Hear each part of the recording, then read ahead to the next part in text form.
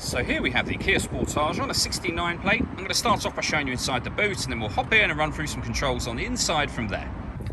As we approach the back of the car, you can see we have plenty of boot space along with that 60/40 split folding rear seat should you wish to increase this space even further.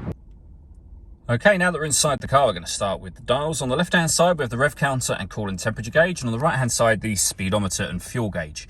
In the middle, you can see the total miles of the car, which are 5,923. Above that, we have a digital readout for the speedometer. You can change information displayed there by using buttons on the steering wheel. We're on the driving data menu at the moment, but there are other menus available: your satellite navigation, vehicle systems, and user settings, for example. If we back out to the steering wheel, the buttons I was using a second ago are just here. We have cruise control over there as well, and then stereo and phone controls on the left. Just behind the steering wheel, the minus and plus paddle, so that you can change gear manually with this automatic gearbox. Over in the center, we then have the touchscreen for the car. So you can access all your menus from here. For example, you can pair your phone. You can access your radio as well. You'll see this car's got DAB, FM and AM radio. If you listen to your own music, you can do that under the media heading. It's grayed out at the moment because nothing is connected. You can connect up a USB device. Once you've paired your phone, you can stream your music wirelessly via Bluetooth audio. And depending on the phone you have, we have Android Auto and Apple CarPlay as well. This car's also got satellite navigation. There's a full video showing how that works. You can find that on our website and YouTube channel. And if I pop the vehicle into reverse, you'll also see a full color reversing camera as well. Working our way down from that, we have the main volume for the stereo and then buttons for some of the options you saw a moment ago on the screen. We then have dual zone climate control. So you can adjust the fan speed up and down here. You can determine where you'd like the air to be distributed.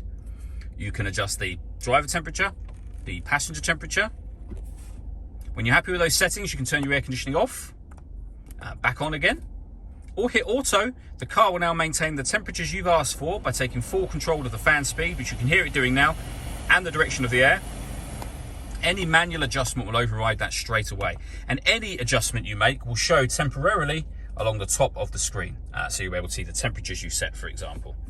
Below that, we've got a heated driver seat with 3 different heat settings, and the same for the passenger side. 12-volt charging socket, a cigarette lighter, and USB input. We then have the gear lever for the fully automatic gearbox, and these buttons just here. So you've got an electronic handbrake with auto hold function. You can turn the parking sensors on and off. You can turn the downhill brake control on and off. You can lock the diff for the 4-wheel drive. And you can change the driving mode of the car from sport to normal, and you can see sport come up just there. All that leaves me to say is thank you for taking the time to watch this video. If you'd like to come and see the car in person and have a test drive, please feel free to call any of our MJA sites. We'd love to hear from you soon.